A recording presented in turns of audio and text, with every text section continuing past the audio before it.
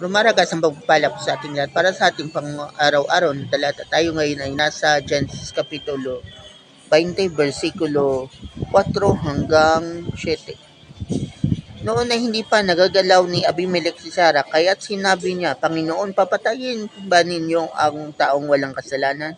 Kapatid ang pakilala ni Abraham kay Sarah, at gayon din naman ang pagkilala nito kay Abraham.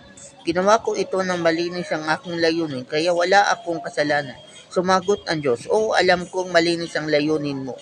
Kaya naman hindi ko na inintay na masipingan mo siya para wag ka nang magkasala sa akin. Ibalik mo siya agad sa kanyang asawa. Propeta ang asawa niya at kung ipanalangin kanya, hindi ka mamamatay.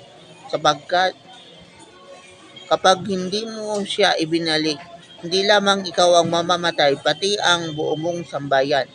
So sa passage po na to, linuko ni Sarah at ni Abraham si Abimelech. Ang pakilala nila sa isa't isa ay magkapatid, bagamat alam natin na sila ay mag-asawa. So, kumbaga nagkaroon dito ng divine intervention kung paano iningatan ng Diyos ang dignidad ni Sarah na noon ay 90 years old na.